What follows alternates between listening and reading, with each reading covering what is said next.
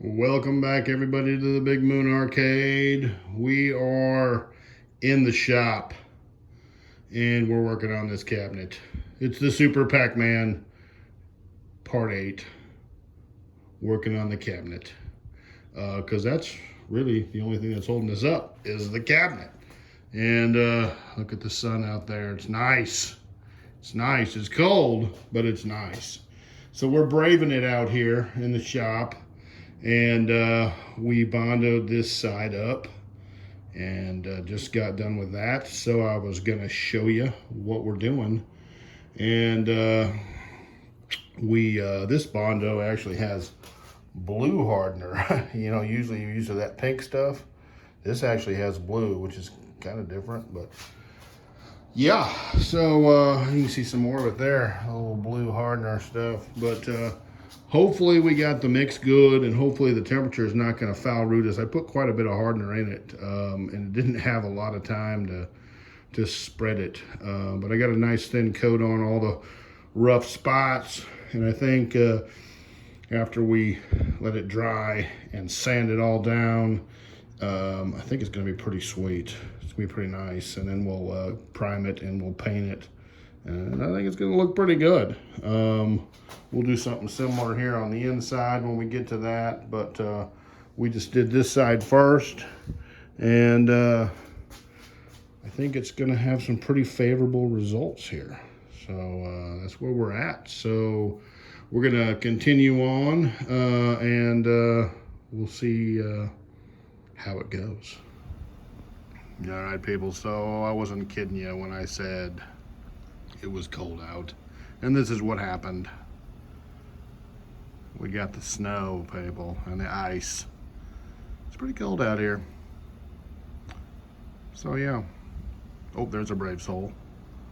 Gotta go out and drive around. Sure, that's what we gotta do. Just go drive around, it'll be fine. Yeah. Stay home, people. So with that cold weather out there, it really jacks the bondo up. It just really it doesn't set up right. It bubbles up. It just doesn't go well. So it's really slowed down this project right here. I mean, it won't harden up. I mean, I put tons of hardener in it. It bubbles up. It just in spots. I mean, it's just the weirdest dang thing. But it's literally 20 something degrees out here too. So in the shop, here's a little spot I patched. See how that's gonna work. I don't even know, but anyway, so we're not working out here, so I'll show you what we're doing instead. So we're in the living room where it's nice and warm, and so we were doing a little work on finding a joystick that we could use on our control panel, which is right here. Okay, and so we've got one in here, and we're going to go ahead and install it, is the plan. And we got some parts, and we're going to put it together, and then we might wire it up, because we could do all that inside where it's nice and warm too. So give me a few, and I will put her together, and we'll have a look and see how it is. So here's one of these little things you run into. This is a reproduction control panel that's made for this Midway cabinet. And they stamp these holes in there that are made for a carriage bolt. Well, the holes actually aren't stamped big enough. On this side, they are. On this side, they're not. Crazy. You'd think it would all been the same thing. Apparently not. So we're having to not use a regular carriage bolt. These are some Lowe's bolts, and I painted them, and I'm able to screw them down into here and use them that way. So little different sort of a situation, just one of those things you kind of run into from time to time. But literally, yeah, the carriage bolts that I had for this, these holes are too small for them. So there you go. That's just the way it goes. And so we're improvising, adapting, and overcoming. I'm going to put it together and then I'll show you what it looks like. Okay, so there it is installed. Now we used it's a reproduction Wicco. This is, one I got from Arcade Shop. They're about 40-ish bucks. I actually had this, it's an 8-way. It's an 8-way joystick. I used it on another machine at one point and replaced it with a Groovy Game Gear. But it works good. It's okay. And I think it'll work just fine on this. And, if we don't like it, we can change it. So this is what it looks like underneath here. We got our trackball. Our start buttons are over here. Our gameplay buttons, it's got 3 control buttons. And I don't know why it's got 3, but whatever. You'll notice like these actually, like this red one, the actuator here, it's a little leaf switch. See, it's a little different. This one over here is just a regular little button underneath there, see? It's a little different feel. So these are leaf switch jobs, and it definitely has a different feel to it than just the regular micro switch. And you hear how it sounds different too, listen. Yeah, different feel, different sound. I think these are a little bit more, like with the leaf switch, they're a little bit more authentic. So I'm going to try those and, see, if we don't like them, we can switch them back over to the regular micro switches. Or, frankly, the buttons I wanted to use on these are the ones you get from Groovy Game Gear. They're the prime buttons, and they actually have a micro leaf switch. They call it a micro leaf that actually hooks on like this. It's similar to these, but a little different. And the feel to them is actually, I like it better than these. But I got these at, I want to say it was Twisted Quarter, actually, is where I got these. And they're not bad. They're not bad. We're going to try them out. I think they'll be just fine. So there is actually a different wiring harness that's going to go on to the trackball that will hook up directly to the board. This one is got the standard connector here. So like for example, if we put this like in a Centipede machine right now, or a Golden Tee, this would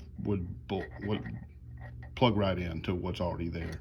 But it's not going to work with what we've got. So we've got a different harness that's going to hook up to this and then hook directly into our game board. So yeah, that's where we're at. And so the next thing to do is just to wire this up. So we're going to need to run a ground wire to everything. So let's see, we've got 1, 2, 3, 4, 5, 6, 7, 8, 9. So we're going to need 10 pins total. So we'll go out and see what kind of connectors we've got, and we can probably do it with just one connector. And we're going to need a ground wire and 4, 5, 6, 7, 8, 9 other wires. One wire for each switch, and then the ground will hook them all together. It's really simple, actually. It looks like electronic spaghetti, but when we do it, it's actually not very complicated, and it's a lot of fun. So we'll go ahead and do that. All right, so we found this 12-pin Molex connector right here. This is going to work perfect for the control panel. So one side of it will go from the control panel, and then the other side will come up from the wiring harness to the corresponding action wires, and they'll plug together and everything will live harmoniously. That's the plan. Speaking of wiring harnesses, we've got a brand new one right here, and it's got a bunch of ground hookup wires in here. I got to cut the zip tie, and we're going to see maybe about using these. Don't usually do that, but I kind of don't want to solder these because I might want to be switching the pins out, or not the pins, but the different kinds of switches, and to see what I like the best. So at least for the short term, it's going to be a little easier if we have some quick disconnects on them. Don't really, I mean, there's pros and cons to that, but we might try that to start with. So, but we'll have a look here at the harness, and you can see that it's kind of handy dandy because it's labeled. They're not all labeled. I like to get the ones that are. It just makes things a lot easier when you're wiring up your to know what wire goes from the control panel to the corresponding wire in the harness. When they're labeled like this, it sure does make it a lot easier, which is cool. So here's the other side. We'll have a look at that, and you can see makes it a little easier to know which wire to hook up where. Very cool. All right, so we're gonna have a look at putting this ground wire on. All right, so we got the ground wire hooked up. Very simple. You can see we just hooked one ground to, that one didn't quite reach, so it's just kind of hanging out there. We'll tape that up. And the daisy chain, as they call it. We got some extras over here. I'll end up cutting them off, but I'll make sure I didn't do it just yet, but this is eventually going to hook up to an earth ground. So that's all hooked up. And then the ground wire comes off this side over here. And it'll actually go to this plug. And that'll end up plugging into the other side. And this will end up hooking up down here. So let me show you what we did. Now these, we've got everything all kind of pieced out. You look at these and it gets pretty overwhelming, but it's actually pretty darn simple. And you know, it really helps too when things are labeled. So this batch right here that I zip tied all together, that's all the one player stuff. So all the one player stuff, so including the start buttons. Essentially, this is everything right here that's gonna go to this, which hooks up to the control panel, okay? Now, if we had two sets of controls on this, like two sets of buttons, like two people were playing at the same time, that's what this bundle's for. It's actually just the mirror of this one. But we're not gonna use that because this thing only has one set of controls, all right? So that's just gonna get hung up in the cabinet someplace. But this connector will end up hooking on to all these wires, and that'll plug into the control panel, okay? This one, obviously, is the video connector. We'll probably have to change that connector, depending on what monitor we put in there, that's fine. Obviously, that's the power, pretty self-explanatory. That's gonna hook up to the power supply.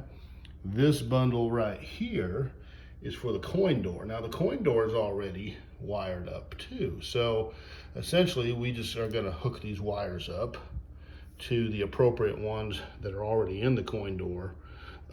Each switch, the one coin switch and the second coin switch, and the power for the lights, and that's really it. This also has like the service switch and the test button. Some games have that. Probably not going to be necessary with this one. This last bundle, you want to guess what it is? It's the only thing we haven't talked about. That's the speaker wires, so that'll go up to the speaker.